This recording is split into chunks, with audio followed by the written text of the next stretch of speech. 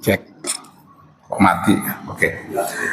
Assalamualaikum warahmatullahi wabarakatuh. Bismillah, alhamdulillah, wassalatu wassalamu ala rasulillah Muhammad ibn Abdillah wa ala alihi wa sahbihi wa mawala ma ba'du. Ini puasa yang langsung ke-7. Oh, beda-beda tergantung mulainya kapan. Ada yang mulai Senin, ada yang mulai Selasa. Tapi lebarannya kapan itu? Bareng ya lebarannya. Kita bersyukur kepada Allah bisa sampai ke puasa Ramadan ini ya. Mungkin bagi Pak Jamin ini puasa yang ke berapa puluh kali Pak Jamin? Kalau 73 mulai puasa umur 12 tahun berarti sudah cukup lama. Nabi sendiri berpuasa Ramadan ini hanya 9 kali Ramadan. 9 kali. Karena puasa Ramadan baru diwajibkan oleh Allah tahun kedua Hijriah. Bulan Sya'ban diwajibkan, bulan Ramadan dilaksanakan. Jadi puasa Ramadan diwajibkan pada tahun kedua Hijriah. Pada bulan Sya'ban. Bulan Sya'ban diwajibkan, bulan Ramadannya sudah dilaksanakan. Itu pun langsung tepat pada Perang Badar. 300-an sahabat berangkat dari Madinah menuju Badar untuk menjalankan perang. Kira-kira kalau kita hidup waktu itu, gimana itu? Baru pertama kali belajar berpuasa Ramadan, langsung ikut perang. Makanya kita cocoknya memang tidak sezaman dengan Nabi. Kalau sezaman dengan Nabi, jangan-jangan kita tidak ikut puasa, apalagi ikut perang. Dimulai pada tahun kedua Hijriah, Nabi di Madinah itu hanya 10 tahun. Berarti 9 tahun Nabi, 9 kali Nabi berpuasa itu. Tahun pertama kan enggak. Nah, tahun keduanya berarti 9 kali Nabi menjalankan puasa Ramadan. Diwajibkannya bulan Sya'ban. Kata Abu Bakar Al-Warraq, lagi direkam masalahnya, setengah jam pertama kata Pak Haji Wahid, biar aman-aman aja. Habis itu kan dimatiin, biar lebih bebas. Kata Abu Bakar Al-Warraq, Syahrul Rajab syahrun lizzara. Bulan Rajab adalah bulan untuk menanam. Wa syahrul Sya'ban, sedangkan bulan Sya'ban syahrus saqi lizzara, bulan untuk menanam tanaman, untuk menyiram tanaman. Bulan Ramadan, syahrul Ramadan, syahrul hasadiz zara, bulan memanen tanaman itu. Jadi ancang-ancangnya mestinya sudah lama untuk persiapan masuk ke bulan Ramadan. Dimulai dari bulan Rajab, Sya'ban, lalu bulan Ramadan. Jadi bulan Ramadan sudah waktunya untuk menanam, untuk memanen bulan Ramadan. Setelah bulan Ramadan kita panen, bulan Syawal kita masuk ke bulan haji. Syawal, Dzulqa'dah, Dzulhijjah sudah masuk kepada bulan haji. Itu bekal kita untuk menjalankan ibadah haji. Fatazawwadu fa inna khairaz zadi at-taqwa. Wa tazawwadu, berbekallah kalian, sebaik-baik bekal itu adalah bekal ketakwaan. Prof Hamami berangkat tahun ini haji belum? Oh belum. Nggak ada yang berangkat tahun ini. Siapa?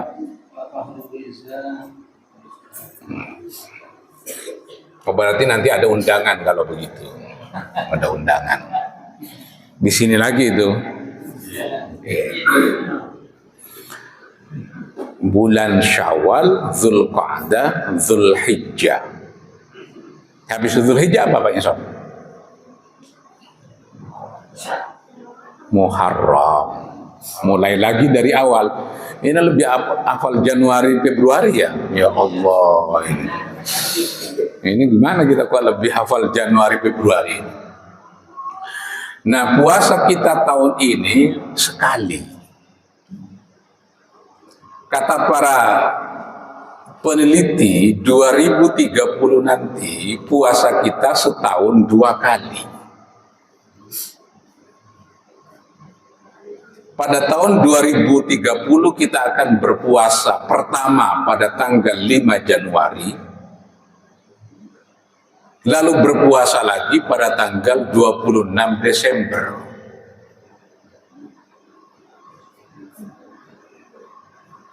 Jadi kalau ingin menyaksikan nanti kita setahun 2 kali berpuasa, Pak Jamin masih hidup di zaman itu kira-kira 2030 itu. Waktu itu umurnya berapa nanti? Hampir 80 ya. Udah lumayan. Pak Haji Mehmet berapa itu umurnya? 72. Berarti berapa tahun lagi itu? Ya 80-an lah kurang lebih itu. Berarti jangan meninggal dulu untuk menyaksikan kita berpuasa dalam 1 tahun 2 kali. 5 Januari awal tahun dan 26 Desember akhir tahun. Berarti kita berpuasa sebanyak 34 hari dalam 1 tahun. Lumayan lah ya, lumayan. Pernah nggak kita berpuasa setahun 2 kali? Nggak tahu kali, nggak nyadar. Pasti pernah. Karena jarak antara tahun Masehi dengan tahun apa satunya? Hijri itu 11 hari. Jadi ada masa nanti ketemu di dalam 1 tahun.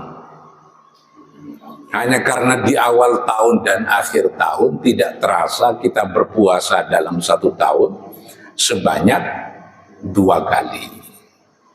Nah, mudah-mudahan kita nyampe nanti 2030 itu. Nah, pemilunya 2029. Kalah lagi Pak Isom nanti. 2029 baru kita masuk puasa Ramadan 2030 awal. Puasa Ramadan. Hati-hati udah banyak menjelaskan ini. Saya baca ayatnya, saya baca kitab tafsir Al-Fakhr Ar-Razi Mafatihul Ghaib.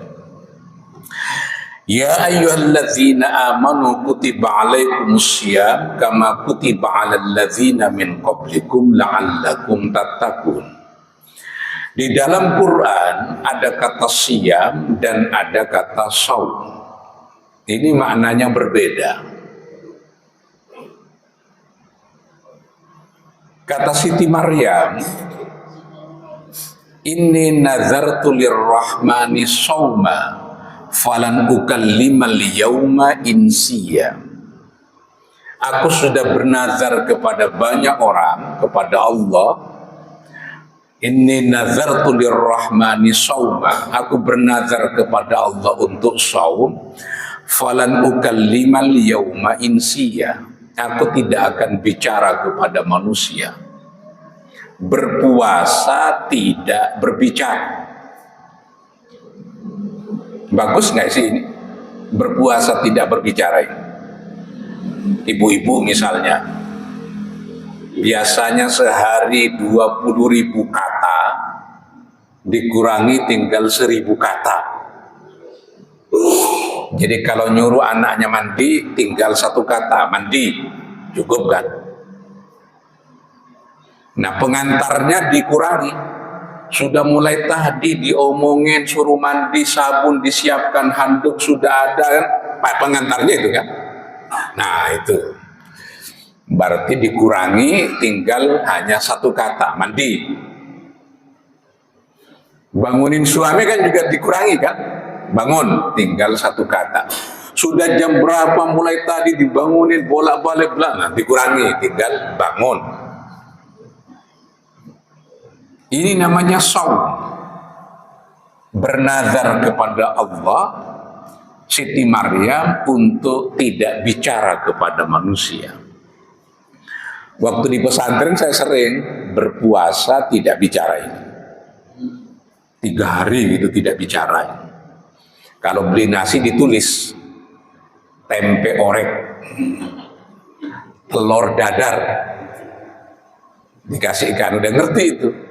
Jadi banyak santri-santri di pesantren itu berpuasa tidak bicara. Itu shaum namanya, shaum. Jadi Pak Islam bisa mulai di rumah ini berpuasa tidak bicara. Itu lumayan, itu latihan menahan diri untuk tidak banyak bicara. Karena hari ini yang paling efektif untuk berpuasa diantaranya mengurangi tidak bicara. Kecuali ngajar. Jadi kalau saya ngajar, biar saya aja yang bicara. Jamaah yang lain tidak usah bicara. Tapi mata tetap terbuka. Karena ada yang tidak bicara, matanya tertutup. Nah, itu pahalanya beda nanti itu. Jadi shaum artinya tidak bicara. Lalu siyam baru itu yang terkait dengan ibadah ini. Ya ayyuhalladzina amanu, wahai orang-orang yang beriman. Bukan ya ayyuhalladzina aslamu, wahai orang-orang Islam. Kenapa? Karena kalau orang Islam saja belum tentu dia imannya kuat. Makanya himbauan untuk menjalankan puasa Ramadan ini perintahnya kepada orang-orang yang beriman. Kutiba alaikumus syiyam, diwajibkan atas kalian berpuasa. Sebenarnya tidak persis diwajibkan. Karena redaksinya kutiba. Kataba itu artinya menulis. Allah tidak menggunakan redaksi furido, fardu, atau wajaba, wajib, tapi menggunakan kata kutiba, kataba. Berarti perintahnya adalah perintah tertulis. Jadi ada perintah lisan, ada perintah tulisan. Lebih kuat mana itu, perintah lisan atau perintah tulisan? Karena perintah tulisan, maka seluruh umat Islam diwajibkan berpuasa. Tidak ada yang tidak wajibkan. Kalau dia tidak mampu menjalankan puasa Ramadan karena sakit, maka tetap wajib diganti. Paham nggak? Orang haid tidak berpuasa, wajib diganti. Tapi kalau orang haid tidak sholat, maka sholatnya tidak wajib diganti. Misalnya haidnya mulai hari Senin sampai hari Jumat. Sepanjang Senin dan Jumat, sholatnya tidak wajib diganti. Tapi kalau puasanya kan tidak wajib puasa juga, wajib diganti. Kata Siti Aisyah, kunna nu'maru biqadha'is shaum wa la nu'maru biqadha'is shalah. Kita diperintahkan untuk mengqadha puasa dan tidak diperintahkan mengqadha salat. Ini puasa, perintahnya adalah perintah tulisan. Karena perintahnya perintah tulisan, wajib semuanya. kecuali orang wa 'alal ladzina yutiqunahu fidyatun ta'amu miskin, kecuali orang yang sudah tidak mampu berpuasa. Misalnya umurnya 100 tahun. Umur 100 tahun, tensinya masih 120. Kolesterolnya rendah. Berarti tidak sakit. Hanya sudah tidak mampu. Maka dia dibolehkan tidak berpuasa. Boleh tidak berpuasa. Tidak wajib diganti kalau dia tidak berpuasa, tapi wajib membayar fidyah. Tapi perempuan yang haid, yang nifas, atau kita di dalam perjalanan, nanti wajib mengganti puasanya. Fa in kuntum mardha, kalau kalian sakit. Ini ukuran sakit yang boleh tidak berpuasa ini apa ini? Sakit apa ini? Lagi di ICU, boleh tidak berpuasa. Bahkan kata Ibnu Sirin, ini nggak boleh diikuti, tapi kalau kuku kita terkelupas, sakit kan? Sudah boleh tidak berpuasa. Tapi kan tetap wajib diganti. Yang nggak ada gunanya sebenarnya. Sama aja. Sama dengan kita musafir. Saya kalau musafir naik pesawat, ya berpuasa aja, tetap wajib diganti. Lumayan kan, banyak yang nemani. Tapi kemarin saya jalan-jalan ke mall di Jakarta ini, rupanya banyak laki-laki yang haid. Kok banyak yang haid ini, kenapa ini? Apa tanda-tanda kiamat gitu? Insya Allah ini laki-laki banyak haid. Pak Isam nggak haid kan? Oh nggak haid. Ini kan husnudzon kita berarti kalau tidak berpuasa haid. Mungkin haid, nifas, banyak yang tidak berpuasa. Itu wajib untuk diganti.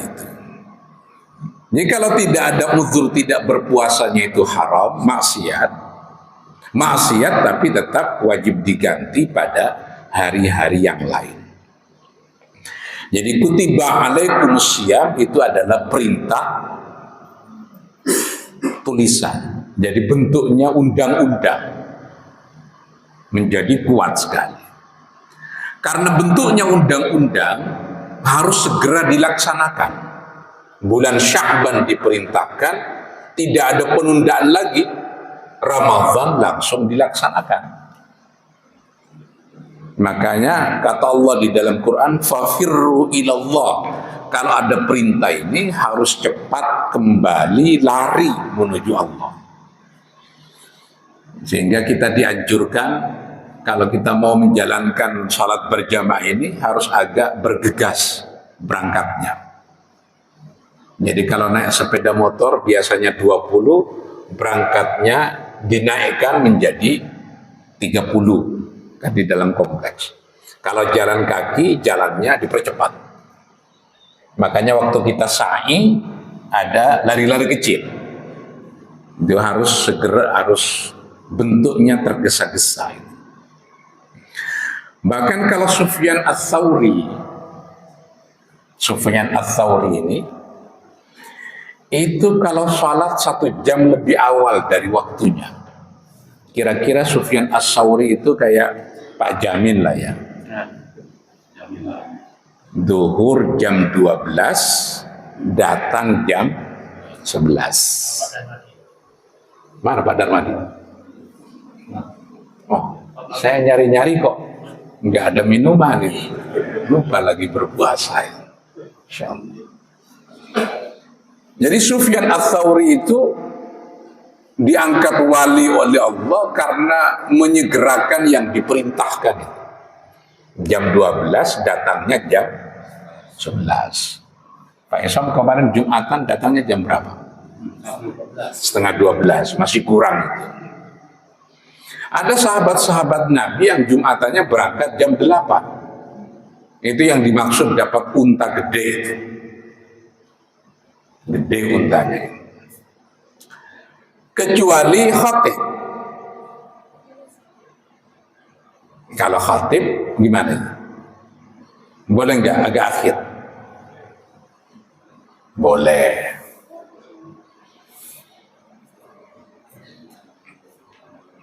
Jadi harus menyegerakan yang diperintahkan ini. Karena perintahnya adalah perintah tulisan. Nah, lalu muncul kata asyam. Asyam ini akhirnya berlaku untuk semua tindakan menahan diri. Ini banyak anak kecil ya. Makan, minum, dan berhubungan suami istri. Dilaksanakan hanya di malam hari itu. Di siang harinya tidak diperbolehkan. Walaupun ukuran siang ini sekarang bisa beda-beda. Saya pernah di Belanda berpuasa Ramadan 1 bulan. Sehari di siang harinya 18 jam. Lumayan juga. Malam harinya pendek. Kalau di kita kan normal. Kalau di negara-negara lain, gimana kalau di Kutub Utara, di Alaska, gimana ini? Kalau ukurannya matahari, nah diskusi yang panjang itu. Pokoknya tidak makan, tidak minum, tidak berhubungan, tidak melakukan tindakan yang membatalkan sejak terbit fajar. Terbit fajar itu apa itu? Zaman Nabi nggak ada istilah imsak gitu. Imsak, kalau di kita imsak. Sampai terbitnya matahari. Nggak ada jam zaman Nabi. Di dalam Quran hanya diperumpamakan kulu washrabu hatta yatabayyana lakumul khaytul abyadu minal khaytil aswadi minal fajr. Makan dan minumlah hingga jelas buat kalian benang hitam dan benang putih. Ukurannya itu. Jadi kita bawa keluar rumah. Kalau sudah benang hitam dan putih sudah jelas, bisa dibedakan mana yang hitam, mana yang putih, berarti kita sudah tidak boleh makan. Nggak ada jam. Nah di kita ini kan masih gelap di luar kan. Kita sudah tidak makan. Pernah saya sampaikan karena subuh kita ini lebih awal ketimbang negara-negara lain. Kalau kita di Mekah, keluar dari habis sholat subuh kan udah terang semua kan, terang. Kalau di kita habis sholat subuh gini gelap. Gimana menafsirkannya? Di Villa Inti terlalu banyak bangunan lantai 3. Pak Haji Wahid kan, lantai 3 kan. Akhirnya mestinya di sini sudah terang. Karena ketutup bangunan-bangunan yang tinggi jadinya gelap. Itu alasan sebagian ulama yang menyatakan sebenarnya sudah terang.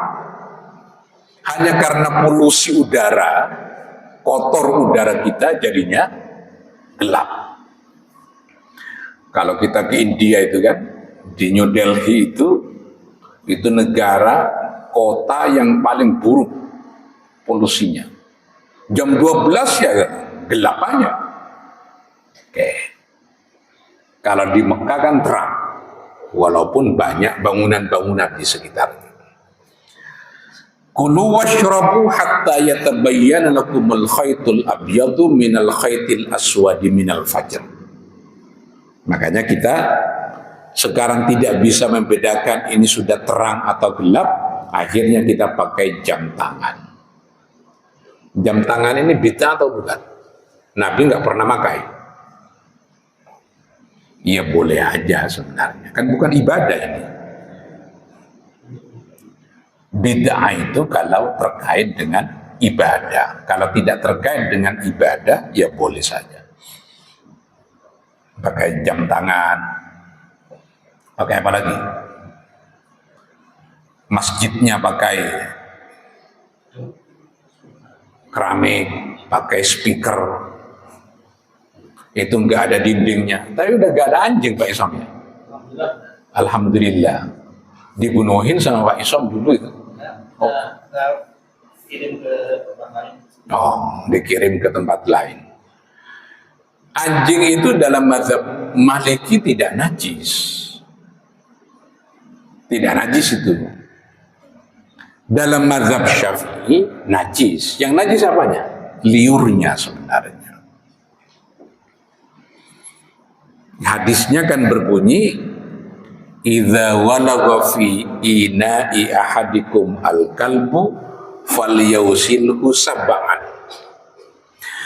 Kalau anjing itu menjilat salah satu dari wadah kalian, maka dibasuh sebanyak 7 kali. Kata mazhab Maliki, dibasuh 7 kali tidak menunjukkan najis. Suruh basuh 7 kali. Gelas kita habis kita pakai diminum, dicuci enggak? Ya dicuci, bukan berarti najis. Itu dasarnya ulama Malikiyah menyatakan anjing itu ya tidak najis. Kata mazhab Syafi'i, loh kalau sampai dicuci 7 kali masa enggak najis? Berarti najis. Karena perintahnya sampai 7 kali. Di hadis yang lain, salah satu dari yang 7 dicampur dengan tanah. Berarti najis banget ini. Akhirnya contohnya najis mughalladzah di dalam mazhab Syafi'i itu adalah najis anjing itu. Sehingga mazhab Syafi'i mengenal ada najis mukhaffafah, ada najis mutawassithah, dan ada najis mughalladzah. Contohnya najis mughalladzah, najis liur anjing itu. Tapi yang menarik contohnya hadis mukhaffafah itu adalah air kencing bayi laki-laki yang tidak minum selain ASI, tidak makan selain ASI. Tapi air kencing bayi perempuan sekalipun hanya minum ASI tidak menjadi najis mukhaffafah, langsung menjadi najis mutawassithah. Apa bedanya? Cara menyucikannya. Kalau anak bayi laki-laki tidak minum selain ASI, tidak makan selain ASI, kalau ada kencingnya tinggal dipercikin aja dengan air, nggak usah ngalir airnya, percikin, suci. Tapi kalau bayi perempuan sekalipun hanya minum ASI, maka diperlakukan sama dengan najis yang lain. Caranya harus ada air yang mengalir. Ini banyak nggak ibu-ibu yang tidak tahu cara menyucikan najis? Gini Bu caranya.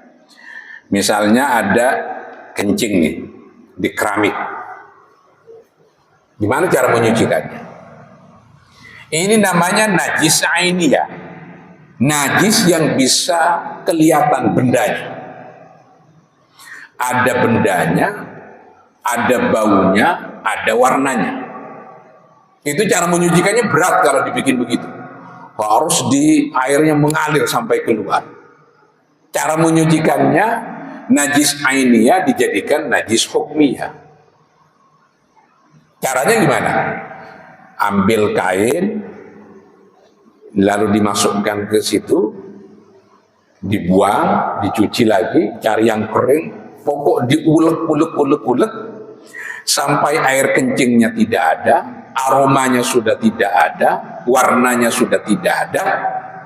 Itu nanti tinggal di airnya diperbanyakin satu keramik yang gede, sudah suci.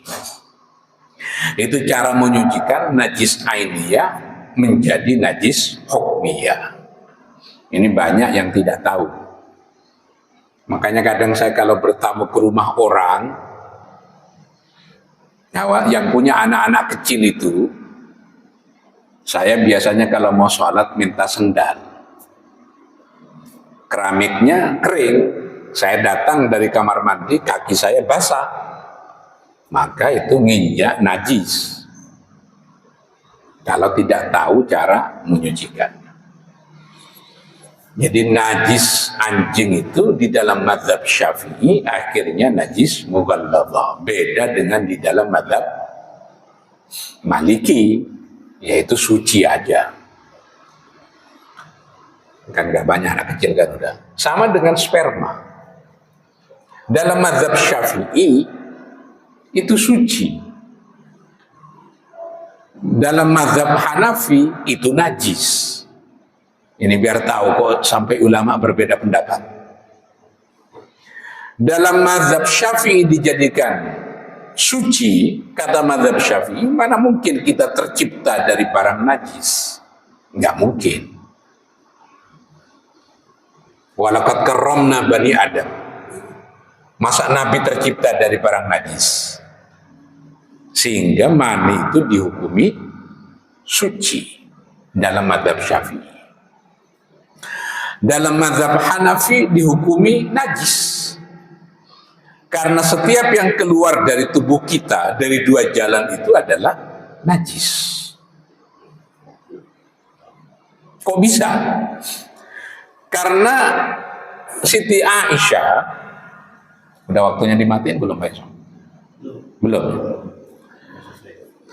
Kata Siti Aisyah, Nabi habis berhubungan dengan Siti Aisyah.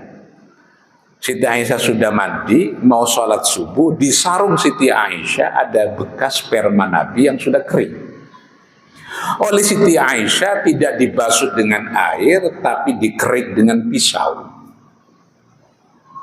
Peristiwa Siti Aisyah mengkerik, apa bahasa Indonesia? Apa ibu-ibu? Dikerok. Dengan pisau menjadi peristiwa hukum. Kata mazhab Syafi'i, suci, kalau najis pasti dibasuh dengan air. Kata mazhab Hanafi, najis. Hanya karena sudah kering, maka dikerok dengan pisau. Kalau basah, ya dicuci dengan air. Ini biar tahu bahwa satu perbuatan dari orang yang menjadi pembuat syariat itu bisa menjadi sebab terjadinya perbedaan pendapat di kalangan para ulama. Ini yang maninya pengantar menuju situnya najis. Pengantar menuju situnya najis. Ngerti maksudnya? Cairan yang keluar sebelum mani itu hukumnya najis. Padahal ini mau membahas puasa. Gara-gara tidak boleh makan, tidak boleh minum, tidak boleh berhubungan suami istri, mulai dari terbitnya fajar sampai terbenamnya matahari. Terbenamnya matahari. Nah di kita terbenamnya matahari sekarang jam berapa? Jam 6 lewat 10. Itu yang NU Pak Isom, 6 lewat 10. Oh sama, oh giliran ini sama. Berarti ukurannya bukan bulan kalau begitu, tapi matahari. Kecuali Syiah. Syiah itu mungkin kalau di kita jam 7-an baru berbuka. Karena matahari itu harus betul-betul tenggelam. Kalau di kita mega kuningnya kan masih kelihatan. Kita sudah berbuka. Sudah berbuka. Nah di kita ini mazhab Syafi'i habis berbuka masuk waktu maghrib. Kata mazhab Syafi'i 10 rakaat setelah sholat maghrib itu sudah masuk waktu isya. Jadi gampang sebenarnya. Itu kadang dijadikan dasar oleh saya, udah nggak direkam ya, masih direkam. Kalau jadi saya berbuka di rumah orang, undangan ceramah, udah berbuka sholat maghrib. Kira-kira kalau 10 rakaat berapa menit? Anggaplah 15 menit. Udah sholat isya. Habis itu kan pulang. Dah, macet. Lumayan nyampe ke rumah, tidak usah sholat isya lagi. Itu yang males, pulang-pulang capek, dah. Tapi yang tidak males, ya nanti ya sholat isya nyampe rumah. Oke. Nah jadi dasarnya itu bukan jam sebenarnya zaman Nabi itu. Dasarnya itu tergelincirnya matahari, lalu masuk waktu asyar ada batas waktunya, maghrib, isya, subuh ada batas waktunya. Nah puasa didasarkan kepada bulan kapan memulainya. Apakah bisa diru'yah atau tidak? Ini sampai kiamat sudah nggak ketemu. Hanya di Indonesia kayak begini nih. Di negara-negara lain kan nggak ada. Karena semuanya sudah ikut pemerintah. Arab Saudi, Mesir, mana lagi? Maroko, Tunis, Aljazair, tinggal ikut pemerintah aja. Di kita ini, wah, ada berapa kemarin? Ada yang mulai hari Minggu kan? Jamaah tarekat Naqsyabandiyah. Kayaknya kemarin ada Sabtu, Minggu, Senin, Selasa, Rabu ada juga. Biasanya sampai 5 hari. Ini hanya di Indonesia ya. Kalau di negara-negara lain, ya udah pemerintah aja yang memutuskan.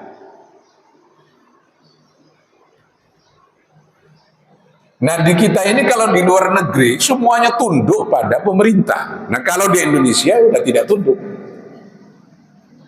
Masing-masing aja udah. Yang untung siapa? Kalau Idul Fitri nanti khotibnya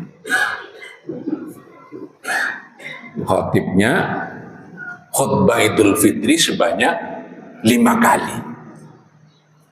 Untung itu khotibnya. Rupanya temannya Prof. Hamami ada yang begitu, ngambil khutbah lebih dari sekali. Ya Allah, kok bisa kayak begini?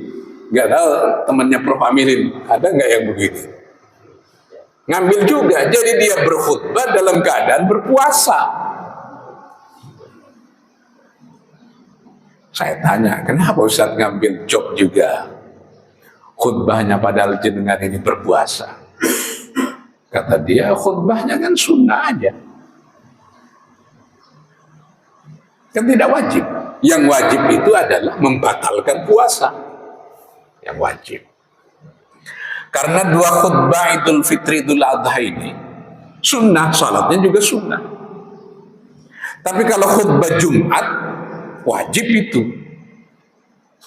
Ada temannya Prof. Hamami, habis berhubungan suami istri malam Jumat gitu, pagi-pagi mutalaah persiapan khutbah gitu.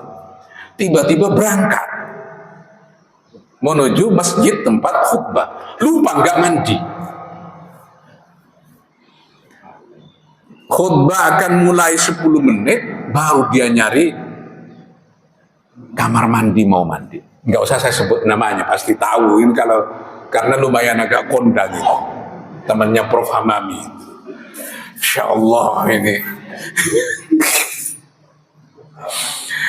Lah kan nggak boleh itu, harus suci kok. Nggak boleh itu. Makanya ini perannya istri-istri ini menjadi penting ini. Tapi ini udah nenek-nenek ya, udah nenek-nenek.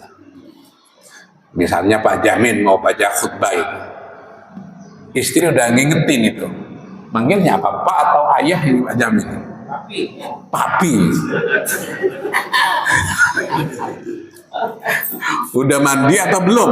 Diingetin, istrinya yang harus ngingetin. Jangan sampai lupa.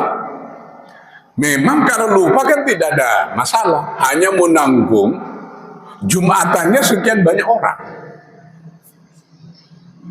Itu akhirnya kan sholat duhur kalau lupa itu. Makanya saya kadang khatib-khatib kita ini yang di sini harus hati-hati juga. Khutbah itu bukan pidato biasa, ada syarat rukunnya.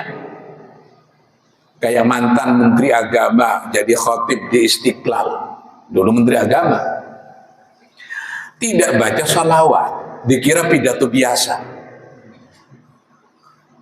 Yang gak sah khutbahnya. otomatis Jumatannya tidak sah. Makanya Pak Akram nanti harus milih-milih ini, khotib-khotib ini. Tahu nggak ini syarat rukunnya ini? Karena saya pernah sekali khotib di sini, entah lupa atau apa, makanya saya tidak pernah baca khutbah Jumat tidak bawa teks. Bukan saya tidak tahu tanpa teks, itu tahu. Tapi kan kita manusia, Ustaz Zarkasi. Kalau tidak kita tulis, tiba-tiba salawatnya hilang. Dimanapun saya khutbah Jumat, pasti saya baca teks. Saya siapkan ada alhamdulillah, ada bacaan salawatnya, ada bacaan Qur'annya, ada doanya, harus itu. Nanti Pak Isam sudan sama saya, sudah doktor, masih baca teks saja khutbah Jumatnya. Dikira kita nggak tahu gitu loh khutbah tanpa teks. Itu bentuk kehati-hatian. Karena khutbah Jumat bukan khutbah biasa, bukan pidato biasa, ada syarat dan ada rukunnya yang harus terpenuhi. Kalau khutbah Idul Fitri, Idul Adha, mau sekali, ya saya cuek aja lah. Karena ada khatib-khatib khutbah Idul Fitri, khutbahnya hanya sekali, nggak apa-apa lah. Kan kayak pidato biasa kan. Tapi kalau khutbah Jumat, ya harus 2 kali khutbahnya. Harus 2 kali khutbahnya.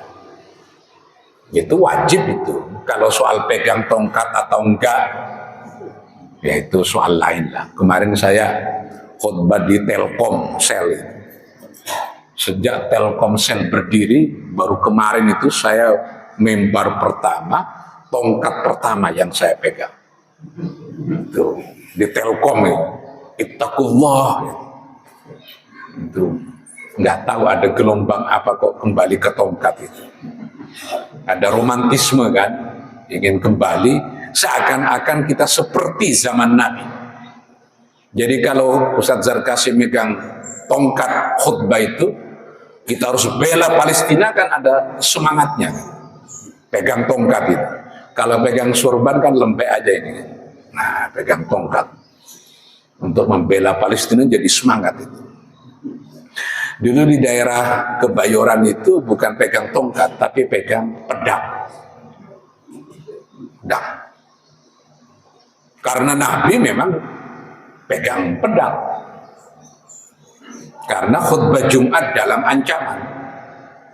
Bisa tahu, bisa diserang oleh pihak musuh dan lain-lain.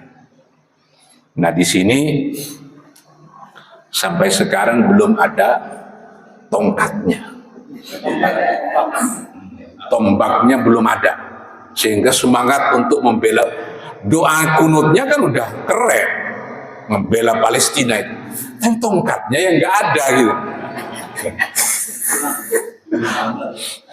Yang mau dipakai untuk membela Palestina itu apa? Nah, ini peringatan buat Pak Pram biar ada tongkatnya ya. Di Telkomsel, loh kok ada tongkatnya ya? Semangat gitu. Kalau mimbarnya sudah ada. Nabi itu biasanya ada mimbarnya, lalu habis itu Nabi bersandar kepada pohon kurma gitu. Itu yang nanti pohon kurma itu ketika tidak dipakai oleh Nabi, pohon kurma ini nangis. Makanya di dalam kitab ada yang menyatakan wa atakal untu yabki, telah datang kepada engkau Muhammad kayu itu yabki, dalam keadaan menangis. Ya Nabi yang tahu. Akhirnya bagaimanapun kemudian kurma itu dipakai kembali oleh Nabi. Dipanggil. Nabi itu bisa memanggil kurma itu, panggil jalan. Ini kalau Nabi levelnya. Nabi levelnya bisa memanggil kurma yang lagi terpancang itu, dipanggil kembali untuk merapat pada Nabi. Itu namanya mukjizat. Mukjizat itu ya, banyak mukjizat-mukjizat Nabi. Nah, kalau di kita ini nggak bisa kayak Nabi. Itu kayak perang Khandaq itu, Ada sahabat namanya Al-Ansari, itu gelisah dengan istrinya karena Nabi meminta untuk disediakan makanan, sementara makanan di rumahnya ini hanya cukup untuk 3 orang. Nah, ini yang bekerja untuk membuat parit ini kan ratusan orang. Gelisah. Akhirnya kata Nabi, kamu masak saja roti gandum dengan kuahnya diperbanyak. Ada 1 ekor kambing dimasak gulai gitu. Lalu Nabi sendiri yang ngambil. Yang mestinya cukup untuk 3 orang itu bisa cukup sampai ratusan orang karena Nabi nggak habis-habis ini. Nah, saya tidak punya mukjizat begitu. Kalau hanya ada 3 ketan, ya nggak nambah 3 ketan itu.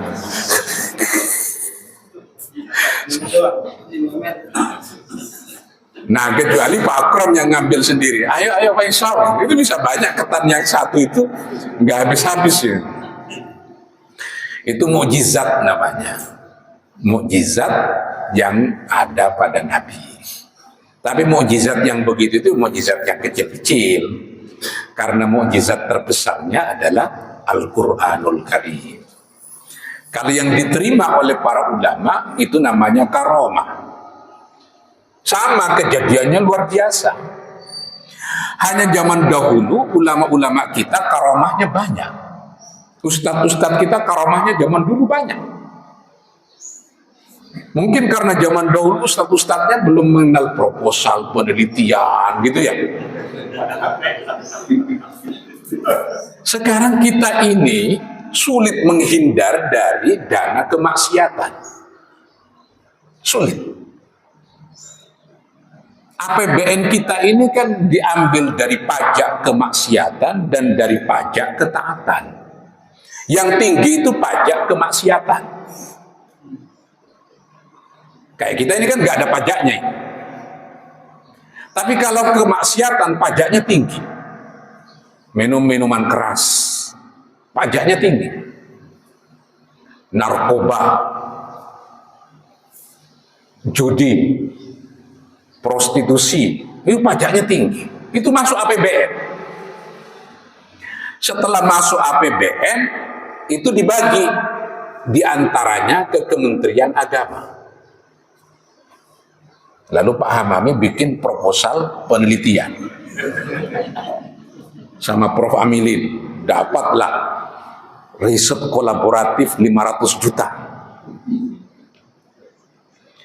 Ini juga pajak dari kemaksiatan dipakai untuk membantu pembangunan sarana prasarana pondok pesantren. Kan kiainya dipanggil juga untuk BIMTEK. Dapat juga lah. Makan, minum selama 4 hari di hotel, amplopnya. Maka kata Nabi, fa'anna yustajabu lakum. Bagaimana doa kalian bisa dikabulkan oleh Allah? Oh, kehidupannya kayak begini. Ini berat makanya sekarang. Apalagi dana politik. Pak Isam nggak kebagian kemarin.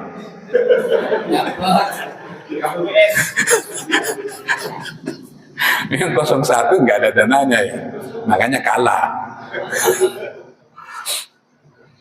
Dana-dana politik.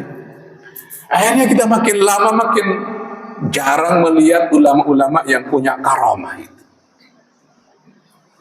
Ulama-ulama tempo dulu karomahnya banyak. Memakan nasi dari padi yang ditanamnya sendiri. Meminum air dari sumur yang digalinya sendiri, memakan sayur yang ditanamnya sendiri. Semuanya, rumahnya dari kayu yang santri-santrinya membuatkannya sendiri. Itu biasanya doanya mustajab. Tapi kiai-kiai kayak begini kan sekarang nggak berharga, karena tidak dihargai. Tahu maksudnya dihargai? Ada harganya. Ini kita repot hidup di zaman sekarang ini repot. Coba aja diteliti, evaluasi diri, peci yang kita pakai, sorban yang kita pakai. Kalau bantuannya dari Basnas kan jelas itu, ya kan? Jadi nggak sih Pak Esok? Yang 100 juta dari Basnas nggak jadi, udah diterima. Oh, alhamdulillah. Kalau dari Basnas itu kan jelas dari zakat, jelas dari zakat. Tapi dari yang lain-lain, makanya harus kita ini kan pasti punya uang-uang yang syubhat. Saya ke Malaysia kemarin, disalamin banyak orang. Tidak sedang ceramah, di bandara disalamin. Ini uang apa ini? Masa saya makan uang yang dikasih oleh TKI yang fuqara masakin? Pergi meninggalkan keluarga, terus nyampe ke Jakarta, saya pakai untuk makan di Hokben gitu, restoran Padang. Gimana makannya? Coba dipikirkan di mana. Masa saya makan dari dana yang dikasih oleh orang-orang yang bekerja jauh dari rumahnya untuk memberikan nafkah kepada keluarga? Atau setelah ini orang-orang miskin salaman dibelikan Samsung terbaru? Gimana ini? Maka saya bedakan, uang yang dari ceramah itu ujroh namanya. Itu diperbolehkan di dalam mazhab Syafi'i. Tapi nggak ada angin, nggak ada hujan, nempel banyak sama saya, gimana ya? Nggak ada alasan apa-apa. Kalau mereka bawa botol aqua, kan ada yang bawa botol aqua itu, aquanya dibuka, itu, airnya kan minta di gitu kan. Berarti saya bekerja. Oke, nggak apa-apa itu. Tapi kalau lagi duduk-duduk dikasih itu terus, masa dibelikan handphone terbaru? Masa dikasih anak kita? Di antaranya saya pakai untuk beli kitab, untuk bensin saya kemana-mana, ngajar apa kan. Kan tidak selalu ada uang makannya kan Pak Hamami? Tidak selalu ada uang makannya di kampus berangkat. Atau saya punya pesantren di kampung, pakai untuk masjid, untuk asrama dan lain-lain. Masa anak-anak kita mau dipakai untuk itu? Tapi kadang uang-uang dari orang miskin itu saya pakai untuk makan. Biar saya tidak sombong bahwa orang yang kayak saya ini pernah juga dikasih makan sama orang miskin. Jangan sok-sokan lo pernah makan dari makanan yang disiapkan orang miskin. Itu untuk mengurangi kesombongan kita. Pak Zarkas yang rumahnya gede banyak itu ternyata pernah dikasih makan orang miskin. Kan nggak bisa sombong jadi.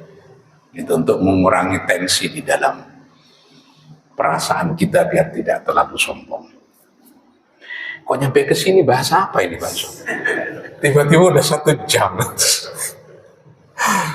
Ini refleksi-refleksi aja. Sebenarnya mau bahas panjang tapi suasana puasa mungkin kalau dibikin agak serius itu ngantuk malam. Pak Jamil sempat hilang tadi beberapa menit itu. Hilang beberapa menit. Tapi ini nggak ada yang itikaf. Belum. Udah mulai. Tidak ada tenda-tendanya. Oh belum ada ya. Kalau ada jamaah tabligh kan biasanya ada tenda di dalam masjid. Itu ada wa antum aqifuna fil masajid. Kata Allah di dalam Quran, "Fala tubashiruhunna wa antum aqifuna fil masajid." Mbok kalau lagi iktikaf di dalam masjid jangan berhubungan suami istri. Itu ada sebabnya itu. Karena ada tenda-tenda di dalam masjid itu. Nah itu. Tapi kalau di luar masjid, di sini-sini ada tenda-tenda lalu berhubungan di situ, tentu nggak apa-apa. Hanya paling direkam saja sama Pak Akram. Saya kemarin dari Pulau Malaka, pulau besar di Malaysia ini. Rupanya banyak orang-orang jamaah tabligh di situ. Ada masjid dari yang Syekh Ismail yang menyebarkan Islam ke Malaka tembus sampai Kalimantan, Sulawesi. Naik kapal speedboat. Itu di luar masjid, di luar makam itu ada tenda-tenda itu banyak sekali. Nah di situ itu mereka sebelum iktikaf ke dalam masjid, mereka di situ. Kalau di sini iktikaf di luar-luar itu seru kali ya. Seru, belum pernah ada itu. Nanti Asyrul Awakhir, 10 terakhir bulan Ramadan. Jadi pengajian kali ini isinya pertama tongkat, yang kedua tenda untuk iktikaf. Iktikafnya di luar masjid, jangan di dalam masjid. Kayak pramuka camping jadinya itu. Seru juga sih. Gak ada yang ditanyakan? Oh, Prof. Amilin, monggo.